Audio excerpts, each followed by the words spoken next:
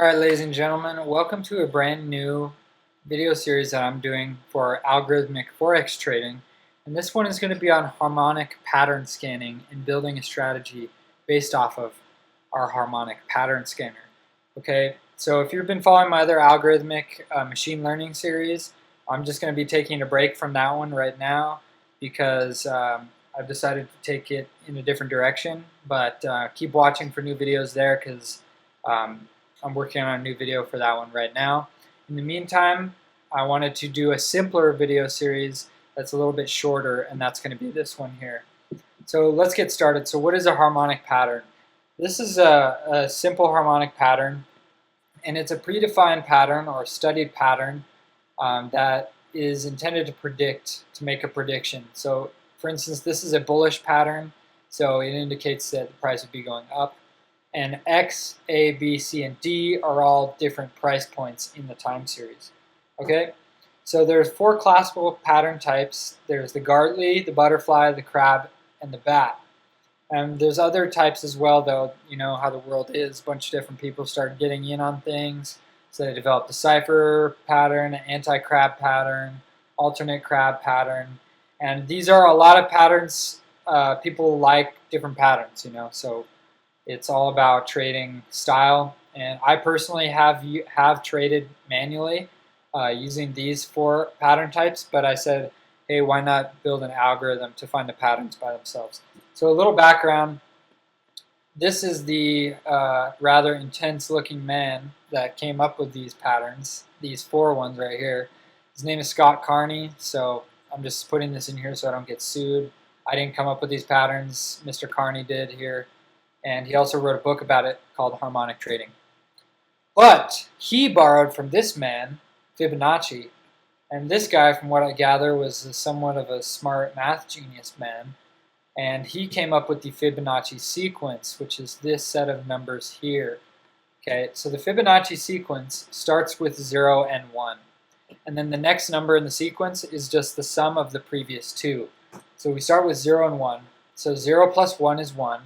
1 plus 1 is 2, 1 plus 2 is 3, 2 plus 3 is 5, 3 plus 5 is 8, and if we keep going, we'll get up to 144, and it goes higher and higher, but for the purposes of this video, we're not just going to sit around adding numbers together. So the significance of the sequence is the Fibonacci ratio, okay? And we can get a Fibonacci ratio by dividing a certain number by either the number behind it or the number in front of it. So for instance, we could divide 8 by 5 or 8 by 13, or we could do 8 divided by 3 and 8 divided by 21. So here's an example. If we were to do the forward one, so dividing by the number in front of where we are, then so 0 divided by 1 would be 0, 1 divided by 1 is 1, 1 divided by 2 is 0.5, and so on and so forth. So you would see that it starts to converge here. So it's starting to get closer and closer to one number, and that number is 0.618. If we were to do it backward, so starting with 1 and dividing by 0, we get infinity. 1 divided by 1 is 1. 2 divided by 1 is 2. 3 divided by 2 is 1.5, and so on and so forth. And we would see that it converges on 1.168 or 1.618. So that's pretty interesting because these are pretty similar, right? And we could also do it where we divide 0 by this one, and then 1 by 2, and then this one by 3, 2 divided by 5, 3 divided by 8, 5 divided by 13. And if we were to do that, we would get 0.382. And so that's another common Fibonacci ratio. But there's a whole family of them based on different divisions and different little math tricks here that we perform on this series. So the significance here is that 0.618, if you divide it by, or if you take the inverse of it, so 1 divided by 0.618 is 1.618. And then if we were to divide 1.618, take the inverse of it, then we would get 0.618. So that's interesting. So we call this ratio right here, either one of them, we refer to it as the golden ratio or the golden mean. And you may have heard of this before because it shows up everywhere in life. Here's just an example of how it can be applied to the human face or the human body.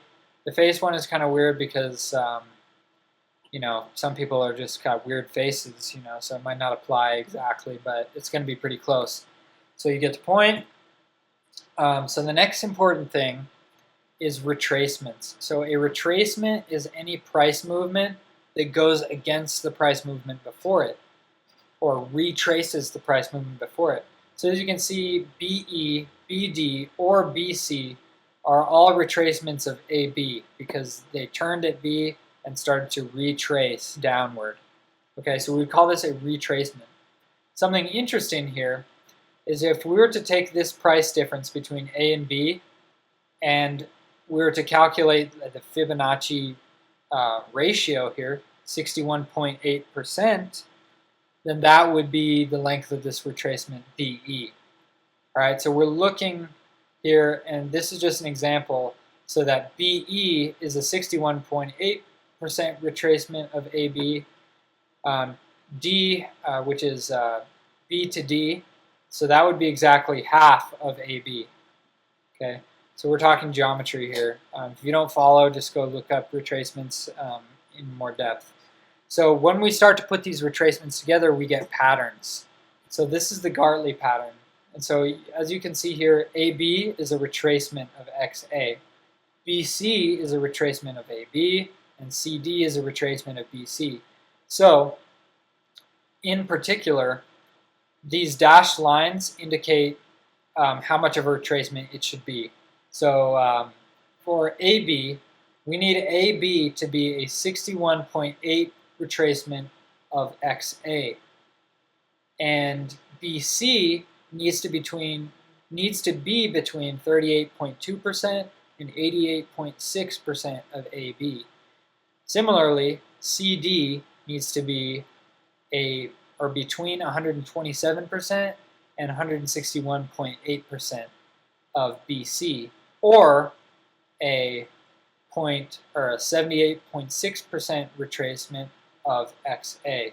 So these dotted lines connect which one it's supposed to be a retracement of. So you start where it ends, and then you go back to where it was. So as you can see, BC is connected back to XA. So it's connected to AB. So start to end. Okay, and you get it. And so if we were to flip this pattern over, we would get the bearish version, so the bearish Gartley, and this would indicate that price is going to go down from here. For the bullish Gartley, price needs to go up. So in a similar fashion, there's the butterfly pattern. That's this one. I'm not going to go over all the different retracements because it's kind of pointless.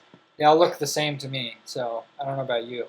But here is the bat pattern, and then the crab pattern as well. And so they all have these different specific ratios that they need to go to, and they're all Fibonacci ratios. So the tough part about this is that we have to find local extrema. So we need to find those price points. Okay, so imagine if this is X, and this is A, and this is B, and this is C, but how do we decide which one's which? Like, it could be any little point in here, like where the price is changing. And so that's the really difficult part, is how do we figure out where the major price changes are. As you can see, there's a major price change here, there's a major price change here, probably this region right here, this region, right here, and here are all good ones. And so they're easy to identify by eye, but they're also very subjective, because look at this.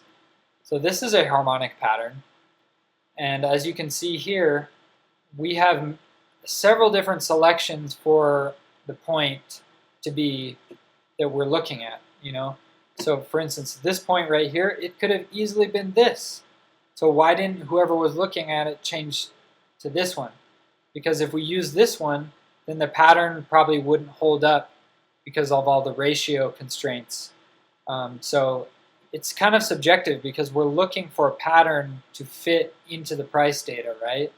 But we have to decide which maximums and minimums to use. And like for this point, we could have used this point, or this one, or this one. So how do you decide? And that's the challenging part about harmonic pattern trading is it's so subjective. So let's subtract the human from the situation and add a computer. So I'm going to go over here to my Python IDE. I like to use PyCharm CE. You could also use a terminal or whatever, but that's your choice. And so the next thing we would need to do is get some data.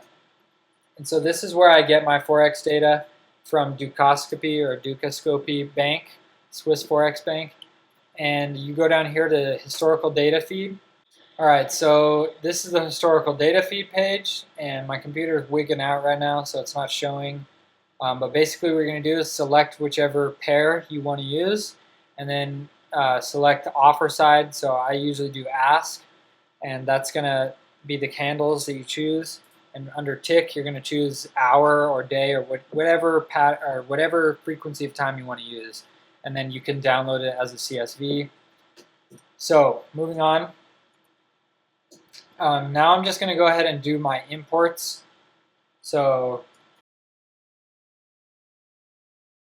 okay, so you'll see here that I imported the two staple data analysis libraries, which is Pandas and NumPy.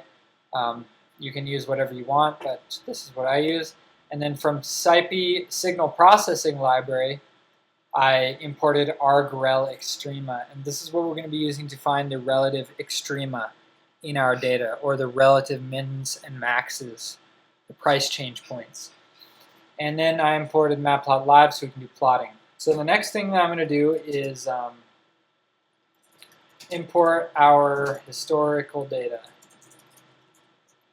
So I'm just going to do some hand waving magic here and import it. Okay, so this is what I did here is I'm importing Euro USD. So I have all this other different data saved here from Dukascopy. So I'm going to be using Euro USD for this tutorial series. It's my favorite pair. And then we're going to go ahead and rename the columns.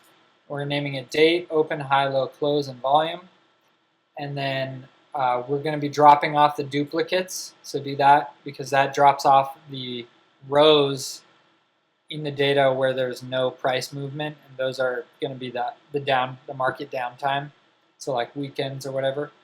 And then I'm reformatting the data in the date column using this because the data comes in day, month, year, hour, minute, second, millisecond format, where in America we usually do the month first and the day second.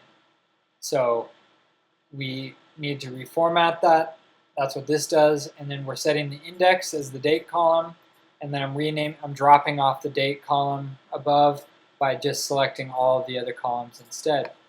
So now that we have this, let's go ahead and work with a select set of this data. So I'm going to call that price, and we're going to get data.close, and we're going to do iLocation to select the location in the data. So let's do the first 100 data points, okay? So that's what that's going to do. So now we're just going to work with price. So next, we're going to find our relative extrema. And to do this, we're going to use this rel extrema function. And so rel extrema is going to report back the indexes of the relative extrema. So what we're going to do is first the maximum indexes. So the indexes where we have a maximum. And we'll do rel extrema. And we're passing in the price data, but we're going to do price.values. Because if we do dot values on a pandas data frame, it's just going to get us the numbers only and no dates. So we don't need any dates for this function. We're just going to be working with the data, the raw data. So price.values, and then we need to put a comparator in there. And that a comparator is what we use to decide whether or not the point it's looking at is bigger or less than the other points around it. And so the way we do that is using the NumPy comparator, NumPy greater. Okay, so we're going to be using NumPy greater, and then let's set the order is equal to 1. And I'll explain what order does here in a minute. And so then we're going to do the same thing, essentially. rel extrema, price.values, but this time, for the minimum, we're going to use numpy.less. Okay, and again, the order is 1. So this will return the maximum the index of maximums, and then this one will return the index of minimums. So let's go ahead and check it out and see what we get. So we'll do print max IDX and print min IDX. So we're running it now. All right, so you'll see that it's working here and that it has outputted the index of the minimums and the maximums. You'll notice here that it is stored in a tuple. Okay, so this is a tuple format where the first element of the tuple is an array. So let's go ahead and index that tuple as such so that we don't have it in tuple format, and now it's just going to be this array. But what we're going to do next is I want all of these indexes together as one. So I don't need them to be maximums and minimums separate from each other. So to do that, I want to add them together in a simple Pythonic way. So the way I'm going to do that is I'm going to convert the array into a list, because you can add lists together. So they won't add on top of each other, but like for instance, if we add the minimum array, it'll just go in after the maximum array. So to do that, let's convert these to lists. Okay. Over here making errors. So we've converted these to list. And now what we can do is we can just make a total index is equal to max index plus minimum index IDX. Okay, so now that we have our grand master list here, they're not going to be in order, right? Because what we've done is we'll have this one, and then right after 43, it'll start at 1, 6, 11. And we want this to be in order. So let's do idx.sort. So that will sort them, so now they're in ascending order. And now we can actually find the peaks, or the values of the peaks, so that we can plot them. So to do that, let's just call them peaks. And we'll put peaks as price.values, and we'll index that by IDX. Okay, so this is going to get the actual peaks corresponding to each one of these indexes, and then we can plot them. So let's do plt.plot, and we'll do price.values first so we can actually see the values, and then we're going to use scatter, and we're going to scatter the x values are our indexes and our y values are the peaks. And then let's set the color to red so that we can see, so it will stand out better. Last but not least, plt.show. Okay, so let's run this guy and see what happens. Alrighty, so you can see here that we have some different data that's been found. So this is relatively interesting here. So you can see that we're finding all of these little minimums and maximums, right? But we're not really interested in all of these little ones, okay? We're interested in the big ones, okay? We're interested in the ones that change price dramatically. And actually, as you can see here, this is some duplicate data. I must have messed up when we were getting rid of our duplicates, so I'll fix that here in a second. But the thing is we're not interested in all these little ones right here. We're interested in this one and this one. And this one, perhaps this one, absolutely this one down here. So we need to figure out a way to clean that up. First thing I'm going to do is figure out our duplicates situation. I think if we do this, I think this will work. Okay, so as you can see, that worked well. So now we don't have any duplicate data.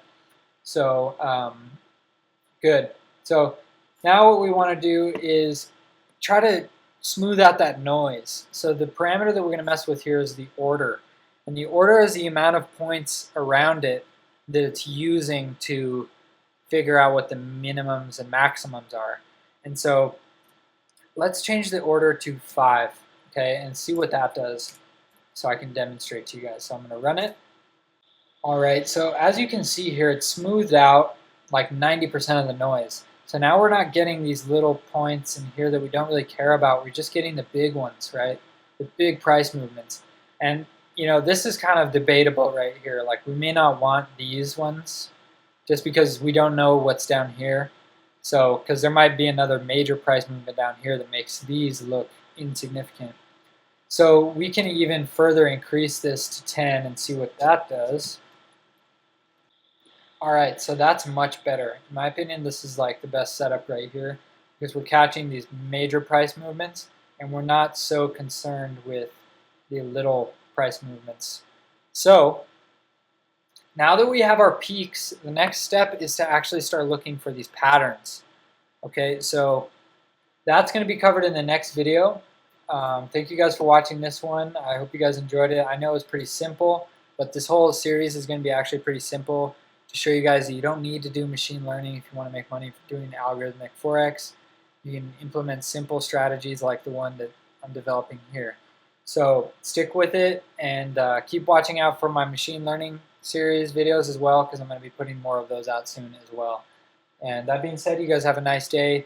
Hope it's going good for you. Hope life is A1. Peace.